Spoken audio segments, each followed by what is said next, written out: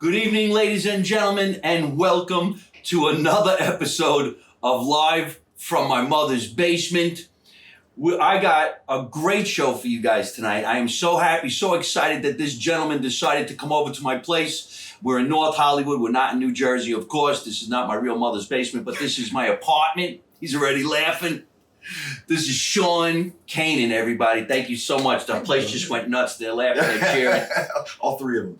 Thank you for having me. I really Thank you appreciate so much for coming on. Finally have a chance to sit down with you. Yes, because we've been trying to make this happen for quite some time. Well, you're on the road all the time. Yes, but you're a busy guy too. Let's start off by thanking our friend Johnny Potenza for introducing us. Hey, listen, I love Johnny Potenza. He's a dear friend of mine, and he said, you got to meet this guy. And we went and had lunch, what was it, like 7 months ago? Was it that long ago? I don't know, it was a while ago, for sure. Yeah, no, it was at least 7 months ago. And we clicked and said, look, we got to do something together, and here we are. Right. So let's just throw a nice shout out to who Johnny, he said P, he calls him P. I call him P. I know him as Johnny Potenza, and he's got a talk show in New Jersey, Staten Island, yeah, called Late Night with Johnny P. And you guys are friends how? Oh, God, I think I met Johnny. I was performing at, I want to say Grandpa's. Oh, right. Like a gazillion years ago. And I think I was with Steve Burton, whose birthday it happens to be today. So happy birthday to my old on-screen brother, Steve Burton. And P and I met, and he's come out to see me, and I've seen him, and we're good friends. Interesting enough, I forgot that you actually do stand-up comedy. A lot of people forget. And I want to. A lot of people forget. I want to talk about that. Well, when you're on a soap opera and you're in major movies, some people don't think, oh, this guy has time to do stand-up comedy. But Grandpa's was a very famous comedy club in Staten Island, New York. It was around for a long time. Grandpa from the Munsters. Al Lewis. Al Lewis. I don't even remember his name. He was, the grandfather in the Munsters. And he had this comedy club. He had a great comedy club. I only played there once, and I was a host at that time. Yeah. I really cut my teeth as a comic in Los Angeles, not on the East Coast. So Johnny Potenza, you guys know from the club? No, I don't even remember why he was there. I honestly don't remember. He's one of those friends I have that I don't remember the genesis of how we became friends. I really think, though, we met at the club, and that's all I can kind of remember. It's my story, and I'm sticking to it. Nice Italian fella from Staten Island, or what they call Staten, Italy. There's a lot of Italian people there. And then I met him because he has that talk show. I went on that talk show. We became friends. So I don't know, I guess 6-7 months ago, he called me up and he says, hey, listen, my friend Sean Kanan is in California. Why don't you guys get together? Right. He's a stand-up comic. All right, now let's talk about how we met at that corner. I would love for everybody to hear your point of view. Then I'll talk about my point of view, because when I was walking down that street, I looked at you and I'm like, I think that's him. I'm not sure. So I rejoined the cast of Bold and the Beautiful, I don't remember, maybe 6, 7, 8 months ago. And my wife and I had moved to our place in Palm Springs, and we didn't have a place in Los Angeles. So we had to get a place really quickly, and we wanted somewhere that was close to CBS. So we got this cute little apartment in that neighborhood, and we stayed there for a couple months, which is when I met you. And then we left, and now we're somewhere else. But he said that like a wise guy. Now we're somewhere else.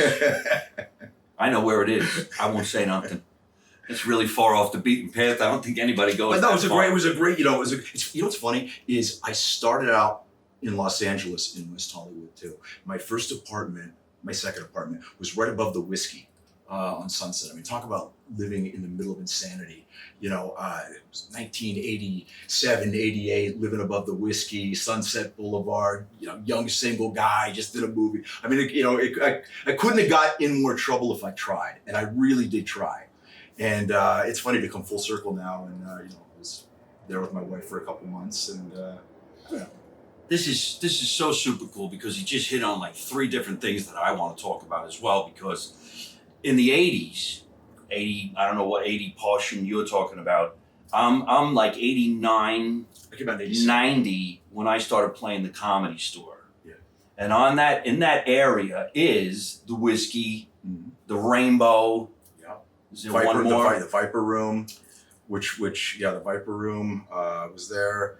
Gazzari's, which just crazy. I mean, it was The people watching alone was just unbelievable. Oh, I mean, just unbelievable. the people big, watching. big hair, tight leather pants. That was the guys. I mean, the bands were coming in and out. Just the energy was electric. It was One of the coolest things for any entertainer, and of course we got to get to what movie you were talking about that you were on, is that you were treated differently.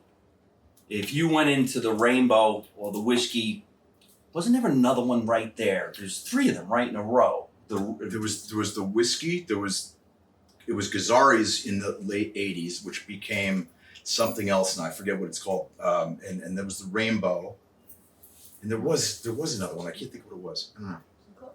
Oh, the Key Club. It became the Key Club, but yeah, that's what it was. It became the Key Club. Yeah. The Key Club. Yeah. The funniest thing is when a Comedy Store comic went into the Rainbow, and you said I'm one of the comics at the Comedy Store, they said, "All right, come on in." Oh yeah. And then vice versa. So you see these rock and rollers would come into The Comedy Store. Store. And they'd say, let me in. They pay. Yeah. No. Everybody got in for free. You went around the back. You hung out in the parking Sure, lot. Mitzi loved that. Right. So every once in a while, you'd see one of these big name rock and rollers, or yet to become big name rock and rollers, just skinnier than hell, and you're hanging with them. And none of them put a diet book out. You would think that one of these Yeah. skinny rockers would put on how I fit in my tight leather pants. Yeah. It would have been a huge hit. This back is then. how I lost a shitload of weight. It's called crack. Exactly. But then they also opened up the House of Blues across the street from the Yep. Comedy Store, and it was just the greatest corner, I think, in the world for entertainers and And fans. you could just walk from one place to the other. I mean, it was, kind of like New York in that sense. I mean, Yes. different vibe than New York, but there's not that many places in Los Angeles where you can literally go bar, club hopping, restaurant hopping, on one I street. can't believe I'm actually going to say the good old days. Because The best ones are ahead, babe. I always thought the good old days was my life on the Jersey Shore. I didn't think the good old days was going to be my life on the Sunset Strip. Yeah. But now it kind of is. And I do still feel like, we have some more good old days ahead of us. For sure. So we meet on the corner. And I remember sitting there, and he comes up, and we sit down, we start talking, and I'm staring, and I'm like, how do I know this man? And you started talking about the project that we're going to talk about with you and your wife, Studio City. Yeah. Then you started talking about comedians that you know. And then I was just like, I gotta know, I know your face from something else. And then he drops the bomb. And I'm like, that's you. Like a kid. I got to the point in my career where I meet celebrities. And I'm like, oh shit, that's you. Yeah. Right? Yeah. Because you're comfortable. When do you get to the part where you're like, that was me? Oh shit. That happens. All right, so let's just go into that if you don't mind. Karate Kid. Sure. Okay. How'd that all happen? Like, Well, where are you from? So I'm originally from Newcastle, Pennsylvania, which is in western Pennsylvania on the Ohio border. It's a Pennsylvania guy. Yeah, Pennsylvania guy, about 40 minutes outside of Pittsburgh. And, I moved to Los Angeles in '87 to finish up my degree at UCLA, which was political science, and, knocking on doors. I knew I came out here to sort of placate my parents. I was going to finish UCLA, but I came out here with a plan. It was not a fully baked plan, but it was, I'm coming out here to start my So if you go back to your time in Pennsylvania, you do high school plays and stuff like that? I did some, but I wasn't like a big theater nerd, and in retrospect, there's times I wish I was more so, but, I came out here and I had done some plays, but I got into a really good acting class, and it was really kind of a who's who in my class. I mean, Brad Pitt was in my class, and Sharon Stone. No shit. All these people, different. Yeah. A teacher's name was Roy London, and he had a lot of really tremendous working actors who had sort of just broken or were just about to break, and it was a very exciting time to be an actor in Los Angeles. So you had Brad Pitt. Yes. Was he doing anything yet? Yeah, he had just done a film. I think it was called Deuce Coupe or something like that. And he did another one called Johnny Suede. And I was in class with him, and I remember, and it's in my book too, there's a story where I talk about Brad and I both auditioned for Days of Thunder for the part of Carrie Elway's part of Russ Wheeler, who's the competition racing against Tom Cruise. And I was way too green and young for this audition. I didn't do very well at all. And I walked out, I think it was at Paramount, and I see Brad sitting on the curb. And I could tell from, his expression too, that he didn't set the world on fire. And, we just both sort of cracked a smile. And, the point I was trying to talk about in the book is that, you look at somebody that's as successful as Brad Pitt, everyone has their days when, they don't get the bear. And the other thing I talk about in the book is that, you can't compare your success to anyone else's, because if I compared my success to Brad Pitt, who was in my acting class, I'd be a pretty unhappy guy. And you just got to realize everyone's got their own trajectory. That's a pretty powerful statement, because I got to be honest with you. Sometimes I get that green eye. Is it green eye? Yeah, the green-eyed monster. The green-eyed monster. And like I'll go to a show somewhere and I feel like I'm better than that guy. And I'm like, but he's got this and I don't have that. And then I realize there are people looking at me going, but he's got that and I don't have that. It's a very, very tough thing to do. And you're right. You could spend your life being miserable. Yeah. Yeah. Al Pacino's bitching why Robert De Niro got a part that he didn't, and vice versa. Could it be at that level? Of course it is. Could it be at that level? Sure, they both call me, and I talk them through it. Could it be at the level? Could you think Brad Pitt's going, I can't believe Tom Cruise got that and I didn't? Yeah, probably. There's scripts go around, guys want them, they don't get them. And it's not meant for you. You gotta kind of go with the flow. That's so cool that they were in your class, though. Mm. And I guess that teacher was a great teacher. All right, so you're in the class and... Yeah, and I've been studying martial arts for years, and it so happened that the head of my martial arts organization was also Pat Morita's stunt double. And so that's kind of funny, man. Come on now. Was he the same size? Oh yeah, no, he's a Pat Morita's stunt double. Poor Pat Morita. Stunt double in all the films, and he found out they were looking for the new bad guy for Karate Kid 3, and he said you should try out for this role, and that was the extent of it. It wasn't he didn't set up any meetings for me or anything like that, and I went and got it from an open call. John Avildsen, who had won the Academy Award for Rocky and had done the first 2 Karate Kid films. I didn't know that. Picked me out of a line. I didn't even know 1,500 people. I went in. I auditioned with Ralph Macchio, and they promptly hired somebody else. And the guy worked for about a week, and he didn't work out. And they remembered me, and I got a call.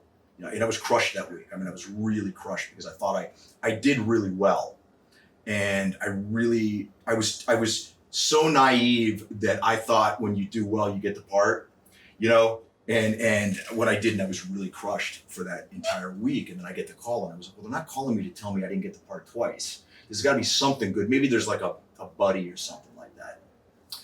And I drove back to the studio, and I remember I'm looking up at the Hollywood sign, and that we always say, the actors, you say it's either smiling or smirking at you. Right. And I just felt like it was on my side. I felt like something good's coming. And I showed up at the studio at the producer's office, and Robert Mark Kanan was there, who was the writer, creator of The Karate Kid. He's gone on to write Taken and The Transporter and all these other films. And he's also a black belt, put me through a couple moves. They went in a room, left the door open, they're talking, and they come out and they go, all right, you start right now. Here's how much you're making, go to wardrobe. It was like that. I didn't have time to call my parents. Holy shit. And like that, I was starring in a movie that a year before I had paid for a ticket to watch the sequel, like everybody else. I wish I could say that this is the first time he told this story and it was on my show. Because right now I know a lot of people going like this, holy shit, he wasn't the original guy. No. Do you actually know what happened? Like, why did that happen? From what I've heard, he was a very good-looking guy, very nice guy, but he wasn't able to kind of summon up that quality of being menacing. And for some reason, I didn't miss any of the classes, acting classes during Menacing 101. So I was able to... Yeah, you do look nuts in the movie. Your face is, I don't know if anybody's remembering all of this, because, in my head right now, when the movie did come out, we were younger, of course, and you're looking at it like, man, this kid's fucking nuts. Let me tell you what, he would have scared the shit out of me too. Yeah. I scared the shit out of myself. Freaking psychopath, But it was an amazing experience. Do you happen to know what happened to that guy? I don't. I wish him the best. That's got to be like crushing. I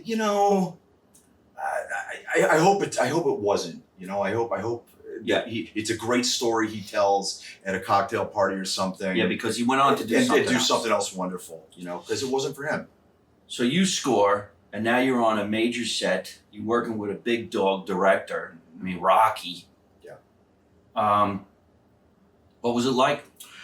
It was very surreal because I had obviously seen, Mr. Miyagi and John Kreese, Martin Kove and Ralph Macchio, and I had to very quickly get over the pinch me thing and realize I had a job to do. There was a lot of money on the line.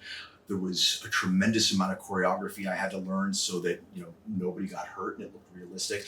I was not a black belt, so Mike Barnes was a national champion, and so they had to take what I knew and try and make me look, like a guy that's a national martial arts champion. And so, there were things I could do, things I couldn't do. I did all my own stunts.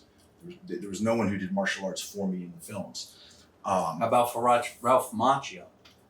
Like, what kind of training did he actually have? Ralph did all of his own stuff too. Right. I mean, he certainly trained for the first two films. I know that. Pat Johnson, who is a legendary martial artist, had a little part in Enter the Dragon, and was, I believe he was captain of Chuck Norris's demo team, and a national champion himself, trained us and was the choreographer.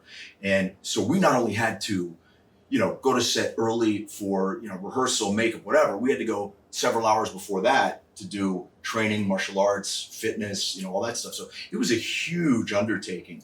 And it was the first big professional experience I had. And, when you're in a film set, there's a whole other language going on. Oh yeah. I mean, there's, names for the lights. There's, I'm going 10-1. What does that mean? I'm going to the bathroom. I mean, it's like, you're hearing all of this. I never heard that before. It's like you're speaking. That's an important one to know. 10-1. Yeah, I'm 10-1. Yeah, it means you go to the bathroom. I've heard back to one. I'll tell you what 10-2 is. But I'm trying to assimilate all of this as much as I can. And I don't think that I had the producers' full confidence till the very final scene in the film where they let me improv and go off, where I'm really sort of terrorizing Daniel, and they like started clapping and burst into smiles. And I knew at that moment they finally, liked what I was doing, because they were very hard on me. I was a good kid, and I wasn't thoughtless, but I was a little wild. And I think they were like, we hired this guy, there's a lot riding on it, and he's a bit of a wild card. Not like I was drinking or doing, drugs or anything like that, but I just, focusing my attention, listening, it took me longer to do certain things than other people who had been on the film. They'd all worked together before. And so, I had a couple little talking tos. Really? Well, I mean, they were just like, look. Well, they were probably a little annoyed that they had to get rid of the first guy. That had to cost them some money, time. That put them behind for sure. I've told the story many, many times, and for those of you that have heard it before, I thank you for your patience. But I had life-threatening surgery while I did the film. I had internal bleeding. I almost died. No! Yeah. They were going to recast the part, and they told me they didn't know if they could save my life. It's Christmas Day, 1989 in Las Vegas. I passed out at the Dunes Casino. I've been bleeding internally. Long story short, because I've told it a lot, and I don't want people who've heard it. But they were like, okay, look, we got enough of you on camera, that we're on film, that we're gonna stop me in to do the martial arts, which is a terrible solution to a problem. And I said no. I had myself discharged from the hospital with staples down my abdomen, and I had about 10 or 12 days to get back to the set. And I started working out with a lineman from the Rams who worked to rehabilitate me. And I stupidly or whatever wound up finishing the film. And I always joke that it was a good thing that I had a black karate gi, because I was always bleeding. Yeah, I was going to say. I was always, because my wound wasn't healed. And so. And did they know? Oh, yeah. Everybody knew? Oh, yeah, they all knew. That you had staples in your stomach? Oh, yeah. We're talking staples, not stitches. No, there were staples, but I think I had the staples removed. I believe, by the time I got back. Or maybe they weren't completely removed, and we weren't doing... they tried to postpone as much of the physical stuff as possible. Do the talky stuff, but I had a lot of physical stuff in it, and ultimately, it worked out, and it was a really cathartic lesson for me. People always think that Karate Kid 3 was such an important movie for me, for my career, because it was part of a big franchise. But for me, it was because I was told they didn't know if they could save my life, and I had to will myself. You're gonna have to tell everybody that's watching, listening, what exactly was it? So I had done a stunt that had nothing to do with karate. I had to stand in a stationary position, jump on the ground a few feet away. In the Karate Kid? Yeah, and they were going to match 2 shots together, and the net effect of it was that I perforated my greater omentum, which is something that sits on top of your intestine. I was bleeding internally. I was having a lot of pain in my left leg, and when we broke for Christmas, I had been taking a lot of aspirin, which is a blood thinner. It exacerbates the bleeding. Right. So I hurried the bleeding along. What was actually really fortuitous is I drove to Vegas with a friend going through the desert, and had I passed out coming back or going in the middle of the desert, I would have died. Yeah. Thank God it happened in, they had a level 1 trauma center, and they saved my life. In Vegas. Yeah. So it was. Holy shit. Yeah, that's exactly. Yeah. Holy shit's right. Yeah. Was this all over the news? Yeah, it was in People magazine. It was. Is that right? Yeah, it was. And then the movie came out. And then the movie came out. Yeah. Oh, I didn't even know any of that, man. Holy shit. All right, you heard it first here on my show. I don't know about first, but all right, well, hey, we're lucky you made it through all of that. Tell me about it. And then the movie comes out and it's a big hit. No, it's not a big hit. It's not a big hit at all. It was the third one. They had a lot of issues with the film because originally Martin Kove was supposed to be the main bad guy, and he wound up doing a series for Disney. They couldn't get him out of the series, so Karate Kid 3 had him for limited amounts of time. A lot of restructuring the script, and it was not a huge hit. I mean, but it was hugely distributed.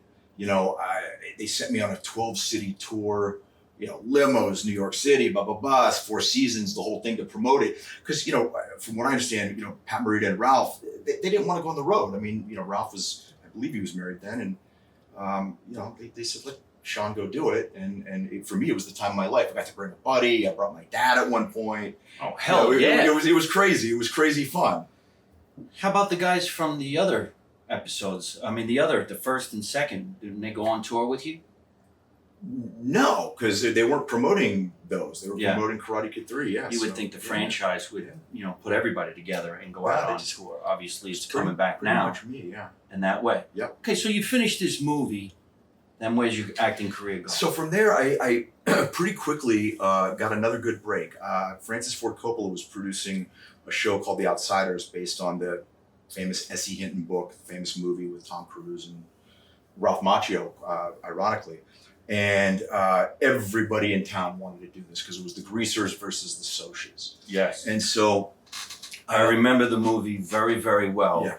Because that's what the gang of kids was eventually going to be called, the Rat Pack. It was the Rat No, Pack? the Brat Pack. The Brat Pack. Mm. And who didn't want to be part of that? But I mean, I grew up reading the books though. And so for me, I was like, I gotta get in this thing. And so I auditioned a couple times for one of the Greasers, and they thought I was too clean cut looking. And so there was a line one of the Greasers had where he says something like, well, how do you like this? And I pulled my pants down on my underwear because I knew they'd remember me if I did that. And they hired me to play the leader of the Socials, the rich kids gang. Is that right? And so, we did this big rumble where all of our, our convertibles come in and there's oil cans with fire and the Greasers line up. And I got this, high school ring, and I turn it over and me and the Greaser go head to head. I mean, and it was exactly like it was in the book. I mean, it was again, surreal to be a part of that. And from there, I wound up doing something for Oliver Stone. I did a movie. Wait a minute. Slow down for everybody and slow down for me. Francis Ford Coppola? I didn't know he did the idea. Yeah, he produced it. And Fred Roos, who was Coppola's producer on The Godfather, was really the direct producer. There's a reason I'm going into this story. The reason I dropped Oliver Stone's name, because what happened afterwards was the phone stopped ringing. And I realized that I had sort of gotten these 3 roles on, I had, youthful good looks, and I had a lot of sort of raw charisma, but I didn't have I didn't have the acting chops to take it to the next level. And it's kind of, I always equate it to the difference between a guy who's a barroom brawler and a guy who's a really trained boxer. 9 out of 10 times the boxer's going to mop the floor with him. Right. And so great analogy. Because he can summon at will. You can't do something for one take. You have to be able to summon it again and again when you're tired, when you don't want to do it. That's a professional, right? And you know that from doing comedy. And so I basically went back to acting class and I got in a play. And the play was probably what really started to change my career, where I really started to look at acting as, this isn't just, it was a lot of fun in the beginning. Not that I was doing it for fun, but, I was young, I was single. I mean, The Outsiders, we had Billy Bob Thornton, we had, we had so many people that went on to have really big careers. Before you go off, I have to ask this question about The Outsiders. A lot of those guys went on to do more films. Mm-hmm. A lot of those guys you don't even hear about anymore. Everybody was a really big fan of the kid Pony Boy. Yeah. And then he kind of disappeared. Well, that's what, are you talking about from the movie, though? From the movie, yeah. From the movie. C. Thomas Howell. C. Thomas Howell. Yeah. Well, he did a lot. He's done a lot of stuff. He's done a lot of stuff. He's done a lot of stuff. He was But he's a big star. In the movie, there's a conversation between, I think it's C. Thomas Howell and another guy who's a Soch. They kind of had that moment. Yeah, it was, I think he says Soches will always be Soches, Greases will always be Greases. Yeah, and they would be friends otherwise. Right. Yeah. I just remember watching that scene going, holy shit, this movie's great. That movie's great. I mean, S.C. Hinton was kind of after The Catcher in the Rye, and J.D. Salinger was, you get a little older and you start reading S.C. Hinton, and to be a part of that was nuts. You talk about what people went on to do. There was almost like a curse with the show The Outsiders. I think 2 or 3 of the people OD'd and died. Really? Yeah. There was a lot of turmoil on the show, and unfortunately, it got canceled after its first season, which was really unfortunate. But they brought people. It was so hot. They had Diane Keaton directed an episode. Bill Duke directed an episode. They got these amazing people to come in and direct, and it was like this. And I was fun. As you're telling the story, I start seeing all these guys: Patrick Swayze, Matt Dillon. I mean, who else? I mean, Lou Estevez, Rob Lowe, Tom Cruise. What fuck, man? So we had enormous shoes to fill, and it was unfortunate because we were a bunch of young guys, and I actually by that point was, I was far and away one of the better behaved young guys in the show, but some of the other guys were just went batshit. And I mean, they shut it down. They were like, you guys are maniacs. And so unfortunately that went away. But I did the play, and then I got a call from my buddy Steve Burton, who I was telling you it's his birthday today. He played Jason Quartermain for years. Happy birthday, Steve. And Steve and I had a striking resemblance when we were, show this to you. And people know, it had a striking resemblance when we were young, and they were looking for someone to play Steve's brother. People know, but you can see there we looked quite a lot alike. And I went and auditioned for the part of AJ Quartermain, and I got the role. And that started my 30-year plus career off and on in daytime. Look at that guy. So, but what was great about it was, he's so 80s. I was, in the 80s when I was on really bad behavior, Steve would go into a bar or something like that, and they go, "Get the hell out!" And he'd go, "Can't," because he was people thought that he was me and I was him. Oh, really? So I'd go and get in trouble, and then he'd go say, Steve was a very good boy, and Steve would go in there and he'd be like, "Get out of here!" He'd be like, "You did it again, didn't you?" It's so amazing to me to listen to the behind the scenes true stories of the way these projects actually get made. Because the average person who watches the movie and enjoys the hell out of it never really gets to hear what was going on. Yeah. There's Like, who would have known that you got hurt like that? I mean, I'm sure it was in the news before, but I didn't know. So I'm hearing about it for the first time. And then the actual reality of showbiz. You're young, you're hot, you're sexy, you get a bunch of projects, then all of a sudden, the phone stops ringing. Yeah. Is that when you started doing stand-up? No, I actually started doing stand-up when I was about 15. Oh, all right. Yeah. But it's when I started getting serious about it, and I realized, look, this is a business. You know, I have to conduct myself a certain way, and more than any of that you have to have respect for it. I mean, Udo Hagen wrote the seminal acting book, Respect for Acting. You have to respect that. You're not just going out there and kind of winging it. And I had to get serious and decide, is this really what I want to do with my life? And if I do, then I want to be good at it. Commitment. Yeah. It's a big commitment. It's a business. And Yeah, 'cause nowadays, you tell your parents in Pennsylvania that you're going out to Hollywood to be an actor. It's like saying I'm, running away to go be Jojo the Monkey Boy in the circus. I mean, it sounds crazy. Hey, how'd you know? My parents are like, let me get this straight. You're gonna, we sent you to an elite boarding school that cost an arm and a leg, and you want to go be an actor. Now you want to do what? Exactly. And so, My mother used to go like this because my family was in construction. Your father could use some help. Anything but that. You're like, I'm going to get to be a really good comedian. Yeah, but today your father's got a big job. It involves bricks, lots of them. I didn't even consider stand-up until I was at least 29 years old. I just wanted to be an actor. And in New York City, you could go on commercial auditions and you can go on soap auditions. The film auditions seemed to really be in Los Angeles, or I wasn't part of that realm. So I book a lot of TV commercials because I have blonde hair and blue eyes, and I got on a soap for a little while because I just happened to have that particular look for that particular show. Right. But that was pretty much it. I really didn't start doing stand-up until I moved to Los Angeles when people were saying, you people from New Jersey sound funny. So that's pretty much what got me into it. Yeah. So when did the soap come in? Soap came in 1992. I screen tested for General Hospital. And oddly enough, before that, I had screen tested for Bold and the Beautiful. And I screen tested against Steve Burton for this part. And I think we were both so bad, they just were like, we're not hiring either of you.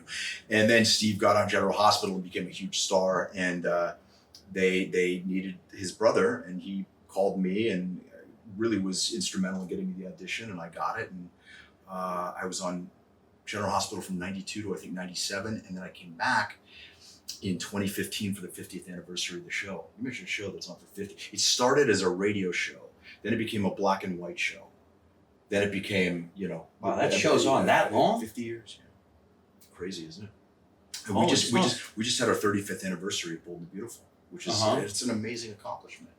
How did you switch up shows? I mean, Once you kind of achieve some success in daytime, and you first of all demonstrate that you can, that the fans like you, that you're capable of learning the amount of dialogue that you have to learn, because that in itself is a kind of skill set.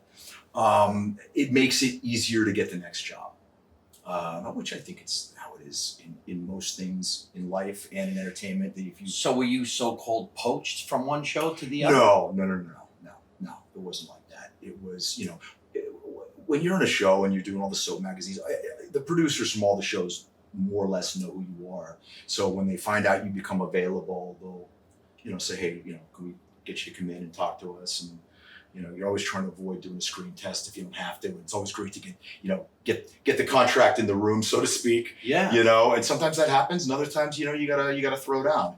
And I've done both. And so now you're on Bold and the Beautiful.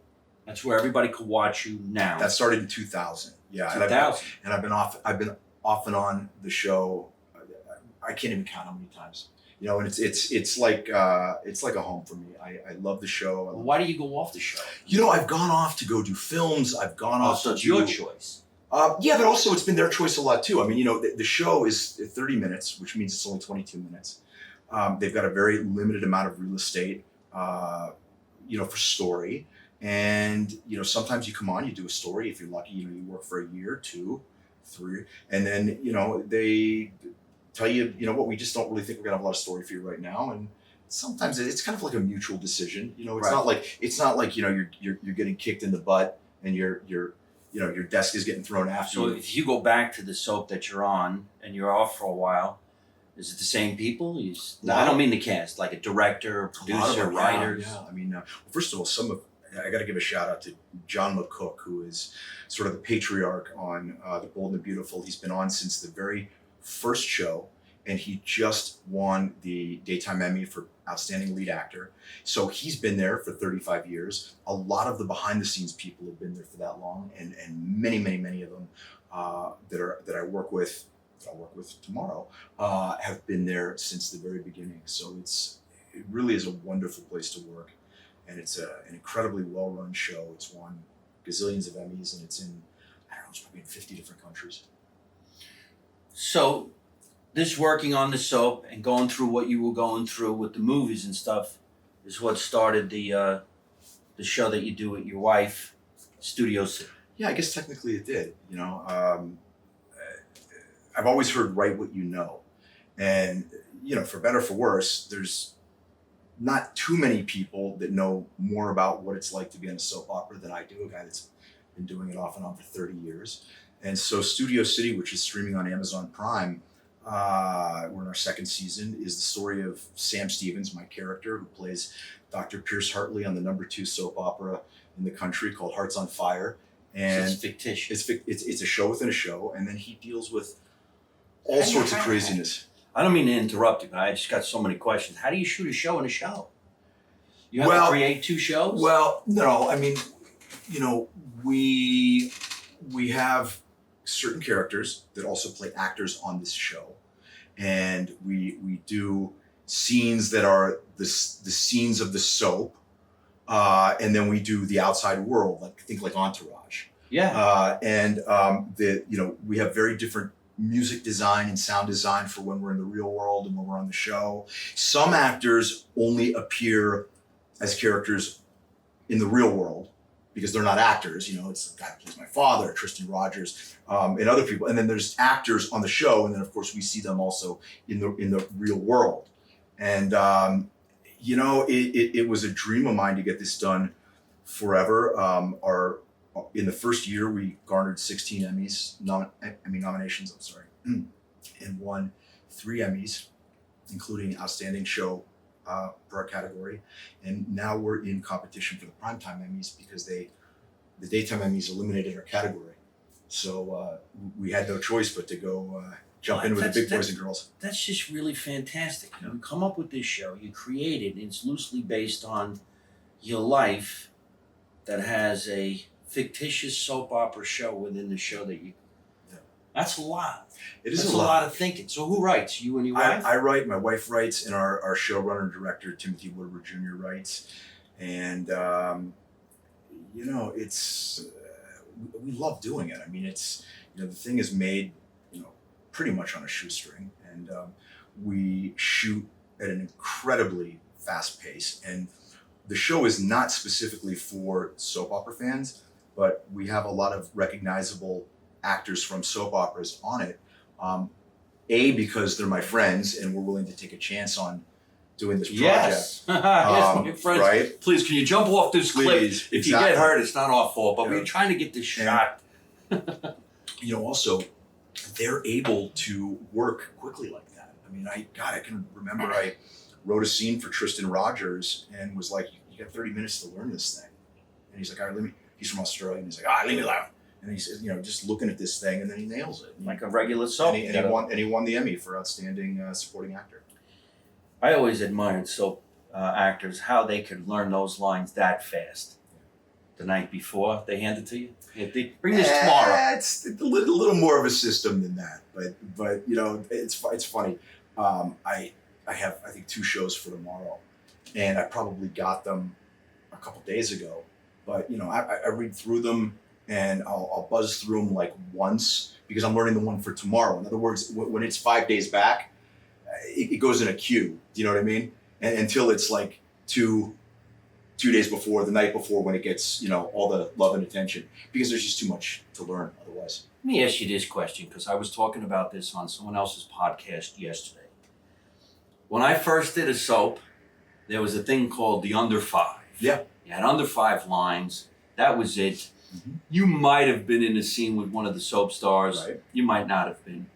If you really weren't up on soaps, you wouldn't even know if you were in it with a soap star. I always had to ask my mom, Right. Mom, who's that?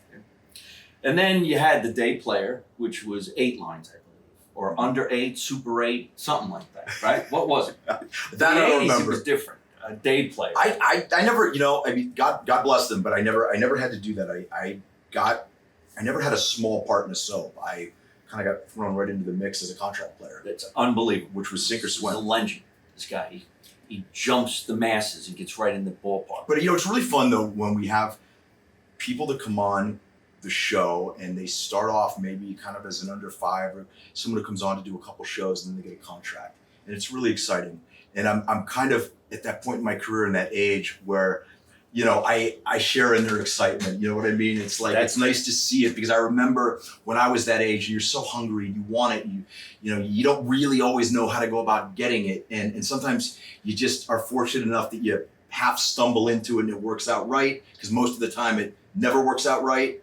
And it's kind of like you feel like score one for the good guys. You know what I mean? Yes. I was actually trying to lead into that because I wondered what it would be like when you get these under 5s and these guys who do a day player and they're in a scene with you. Do you look at them as if to say, wow, that's me 20 years ago. Look how hungry, and they want to get in the game. And Yeah, and I give them all the respect in the world, and then I go out and try and eat their lunch in the scene. Yeah. That's my job.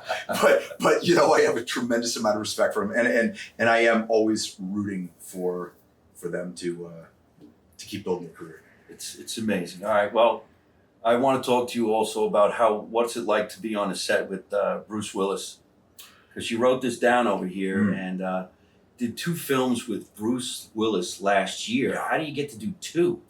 Well, it was the same director who I've worked with on several other films. A really great guy, talented guy named James Cullen Brussack.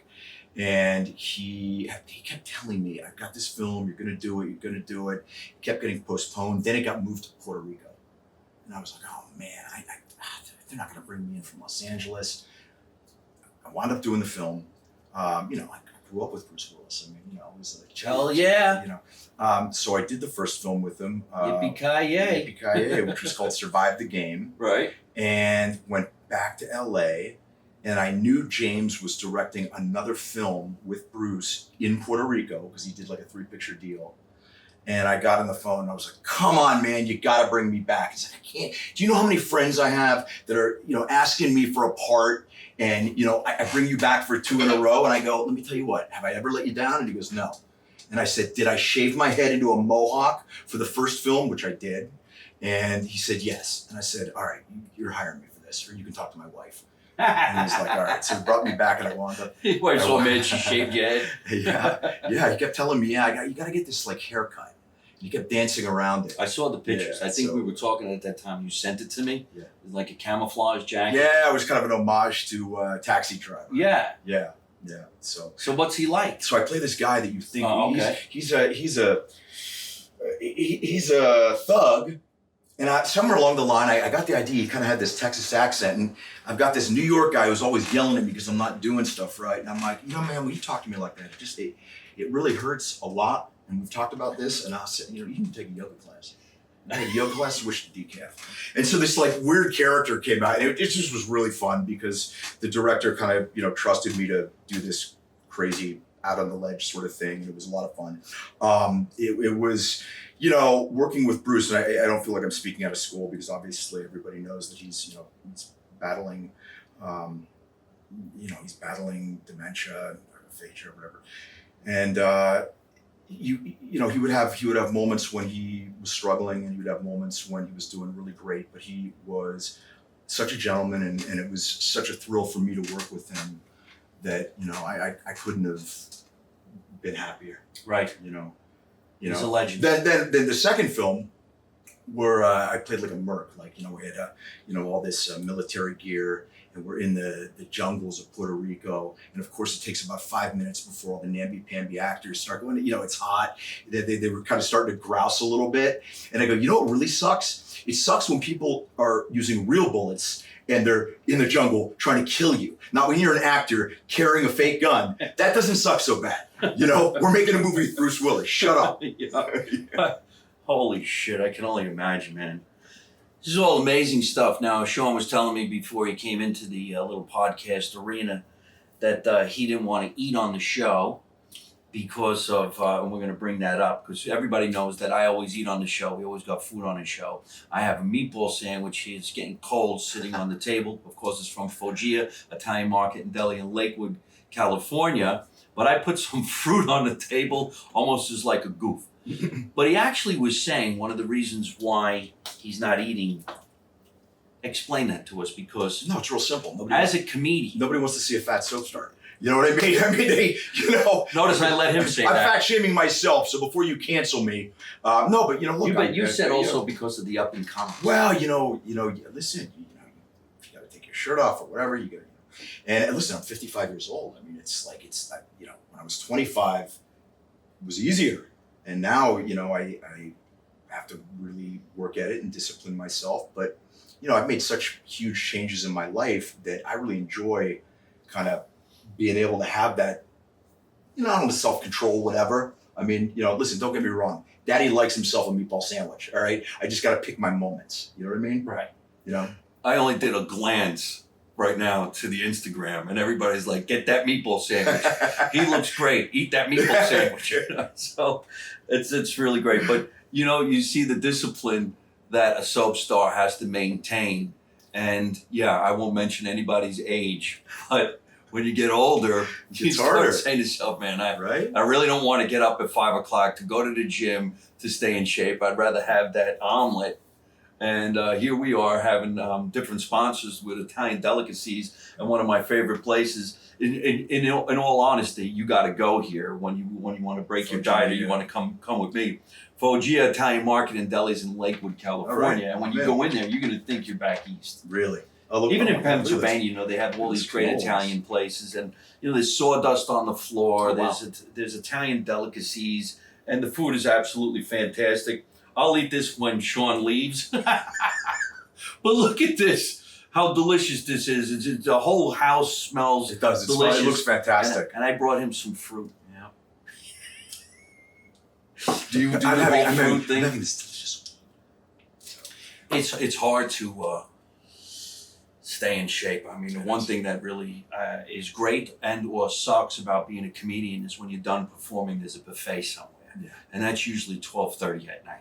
And we were just in Vegas, unfortunately, because of COVID, all these wonderful places that we like to go to were closing at midnight. They usually open 24/7.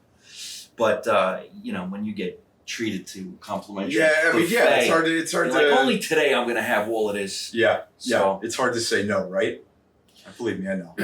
I know.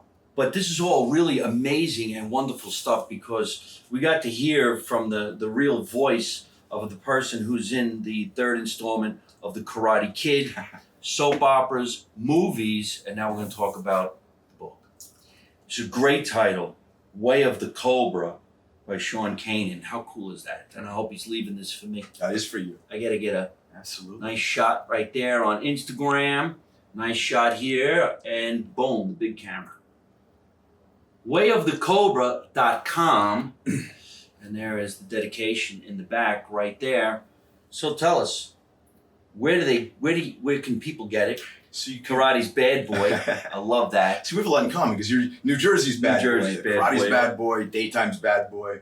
You can get it on Amazon or Kindle. And this is a motivational self-help book. It's set up with a structure that I'm your sensei, you're in my dojo, and you're learning about Cobra life. And Cobra is an acronym formed from the words character, optimization, balance, respect, and abundance. And these Say that again. character, optimization, balance, respect, and abundance. Living in abundance. Wow. And these are the strategies I've used to, achieve some things I've achieved and overcome some pretty significant obstacles. And Here's signed it to me. here's the kicker. I'm the luckiest guy in the world. You already I know. get a lot of You cool know shit. everything that's in this book. It's ingrained within you. You either have to discover it or you have to rediscover it. But people have been having incredible changes have happened with this book. Paradigm shifts in who they are, because it did that for me. When I really got serious with writing this book, I said to myself, look, I can't do certain things anymore and be I can't be hypocritical. I got to walk it like I talk it. If I'm going to put this book out and elevate myself to the position of, being a sensei in this book, then I have to, I got to carry the water. And it had a really profound effect on my life. And, I wrote this at a time when I had had my 50th birthday, and, I'd had a lot of success in my life and had a bunch of failures, some of which were very public. And I was like, what's my next chapter? What am I going to do? And I was 35 pounds overweight. I had no prospects. You are? I was, yeah. I had no You look prospects. like you need to gain weight to me. Thank you. Holy shit, what'd you do? I got serious with a lot of stuff, but also I quit drinking. In that time, my second book, which was called Success Factor X, became an Amazon New Release bestseller. We got Studio City done. And I don't say all that to impress people, but to impress upon you, what is possible when you're willing to make some fundamental changes and have a roadmap to do it. And so all of my best advice is in that book. And it works. I know it works because I'm no different than you are. I have the same struggles and challenges that everyone else has. I just figured a couple things out, and I wanted to pass it along. As I'm passing through the book, I like the way you change the chapters by talking about the belt. Yeah. Yellow belt, green belt, blue belt. There's the character optimism. This is really great. Now, your wife is mentioned in the beginning too, so I guess she's mentioned throughout the book. My wife is amazing. She designed the cover of the book. Orange belt. She formatted it and edited the book. It really wouldn't have been possible without Michelle. And she's my partner in life. She's my creative partner. She's an executive producer and head writer on Studio City. I'm so proud of her. She just was asked to submit herself to join the Producers Guild of America, which is all right, cool. Big deal. And she's a highly creative, intelligent, funny person. I'm real lucky to have her because she has helped take a lot of things that might otherwise just be really good ideas and make them realities for me. And so, How sweet that is. You children? she ain't bad to look at either. I have one, she has four. So Oh, is that right? Oh my God, instant Brady Bunch. Wow. Yeah.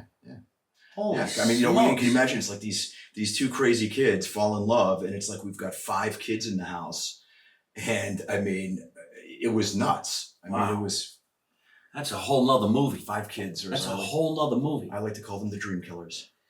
I have so much more I want to talk about, but there's so many people writing in right now in Take rapid some questions. fire, and Take they're some probably questions. chomping at the bit because I can't rewind to see what they're saying. So let's go to Facebook right now. So if Okay. anybody has any questions for Sean right now would be good.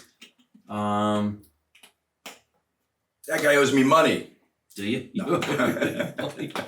All right. Anybody got any questions for Sean right now while we're live? We'll do that.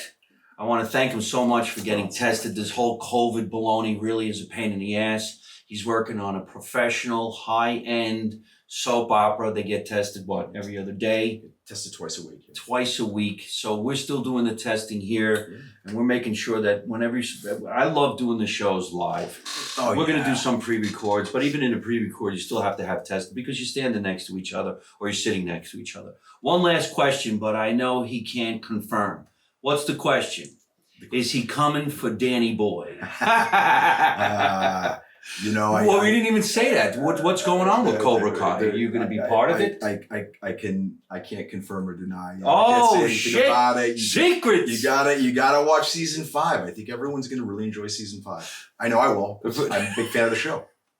That is just phenomenal. I'm glad that somebody. I feel like it was a decoy question, and I think we got the answer in a real. No answers. No answers. Oh shit. Okay, here's another one. Are we going to have a blast at TariffCon? Oh, Terrificon. Oh, yeah. I'm really excited about that. That must be the promoter, Mitch. Is it? What is it? Oh, my God. It's an amazing Comic-Con that is in Connecticut. I think it's July 28th or 29th it starts. And, I'm a fan. So when I go to these things, I not only like to go and interact with the people who were sort of my fans, but I like to see all the other, actors and comedians, all the people that are there that I've seen all my career and get to meet them. And so I love, I love doing some of these cons, and Terrificon is absolutely one of the best. I did it last year. It was an amazing event. You better get it right. He keeps on saying it's at the Mohegan Sun. Mohegan Sun. Well, it is in Connecticut. That is Connecticut. Oh, Mohegan Sun. I want free food from the Mohegan Sun for that plug. The Mohegan Sun is a great casino in Connecticut. Yeah. They actually have a showroom there. I guess maybe that's where your Terrificon's going to be. I've performed there many times, and I'm hoping I'm going to be performing there again. There's also Foxwoods, which was in driving distance of the two. So these are really great places. Sweet Pea, what's your question? Can't wait to see Sean. Okay, well, that's my friend Sheila. Hey, Sheila, how are you? Hi, Sheila. How are you? Skylar Fit is a trainer in Brooklyn, New York. She's a bodybuilder. Oh, yeah? She's writing into the show, too. All right. Look how lean he is. I can't even get him to have a meatball sandwich. And Skylar Fit's actually Italian. She's from Italy. Oh, wait a minute. He said he spoke Italian. I do. All right. Si ci parlo italiano. I can only just a little. Can I talk to... Ma di dove viene? Fammi sapere di dove viene. Oh, who are we talking to? Skylar. Oh, Skylar. Skylar Fit. She's I asked her where she's from. Sicily, I believe. La Sicilia. Mia moglie ed io ci siamo sposati. She's answering in Italian. Fuori Napoli, ma abbiamo avuto... Can you read that from here? Yeah. Si parla Italiano a Vicenza. In Vicenza. Yeah. Yeah, we had our honeymoon in Marino. So I lived in Rome. I love Italy. It's... Holy smokes. È proprio una seconda casa per me. Dalla Calabria. Dalla Calabria nel sud. A Vicenza mio padre. E dalla. Ah. Look at this. My show just went bilingual. What's your favorite place to perform? My favorite place to perform? You mean like a comedy club? Listen, I've done the Comedy Store several times, and just the history there is amazing.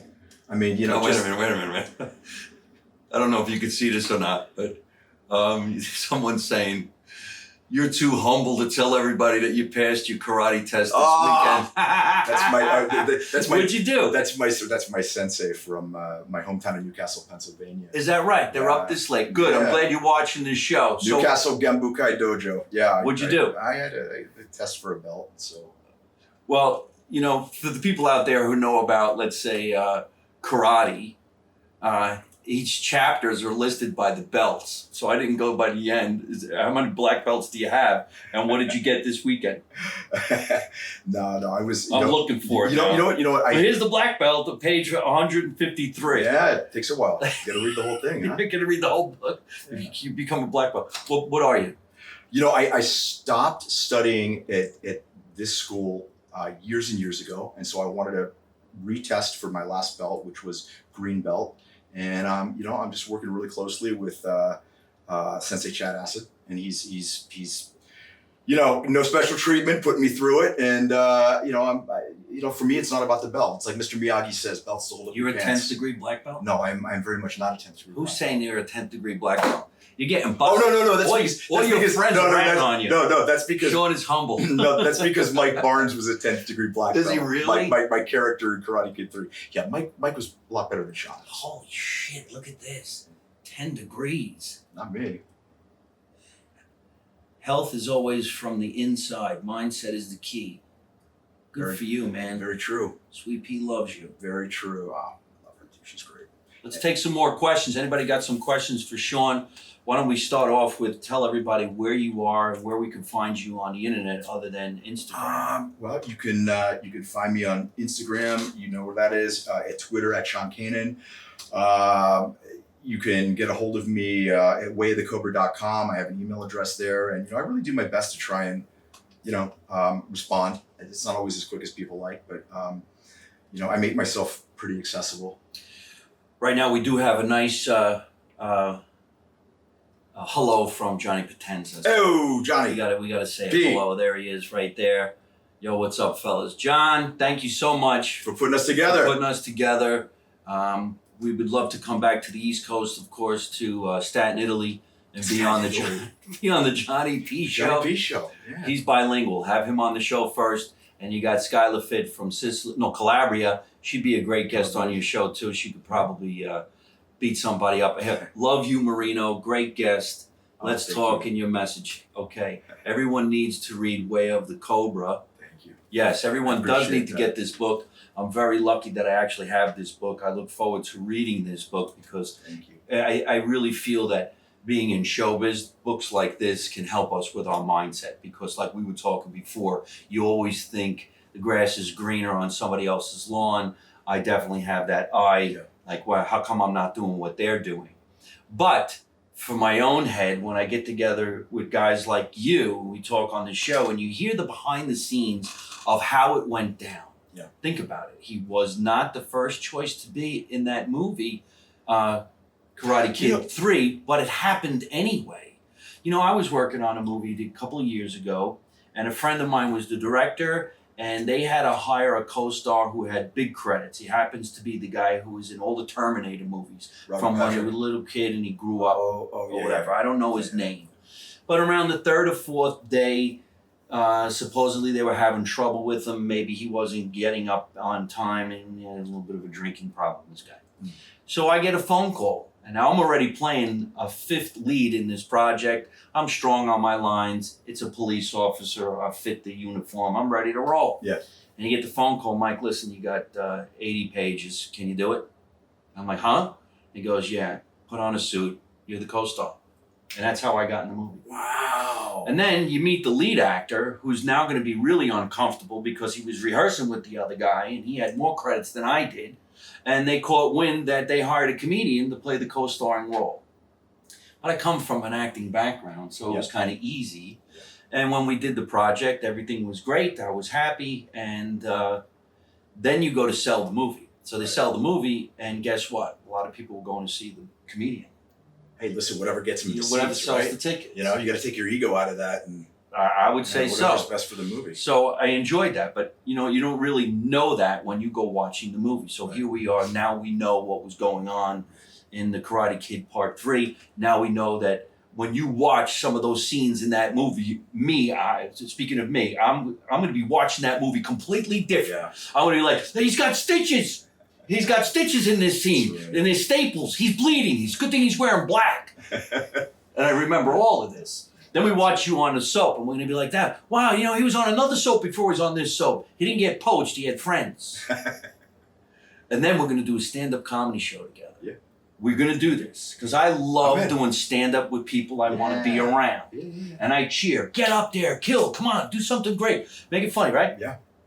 And then I could say, yeah, we talked about this on a show. That's how this happened. He's on a soap opera. Did you get his book, Way of the Cobra? It's not about a snake. No, it's... And, you know, that's the way it's always funny to see how things that come to fruition, where they started.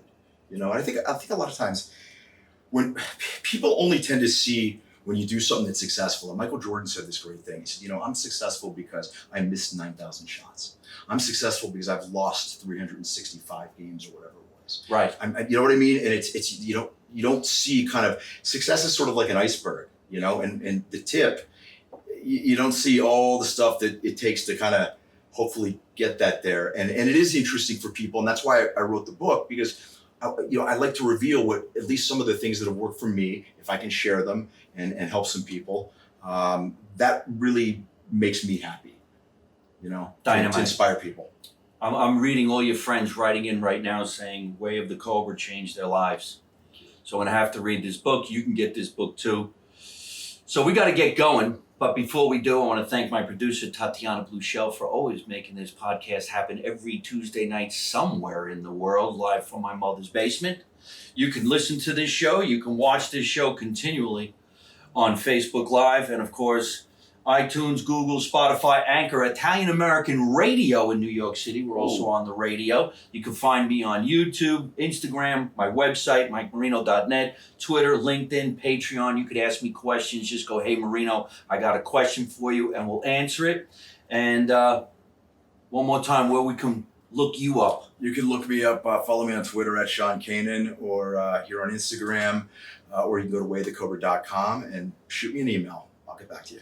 Yes, he's going to get back to you, and I'm going to get back to you because I have a funny feeling we're going to be watching him on another show really, really soon. Listen, I got to get going. Thank you so much, everybody, for hanging out with us. We had a lot of fun. Remember, let's make America Italian again. You don't know nothing, you don't see nothing, and you don't say nothing. And how do I end every single one of my broadcasts? By always saying the same thing. You say it with me. Right. Don't take no shit from nobody. Okay. Ready? Don't take no shit from nobody.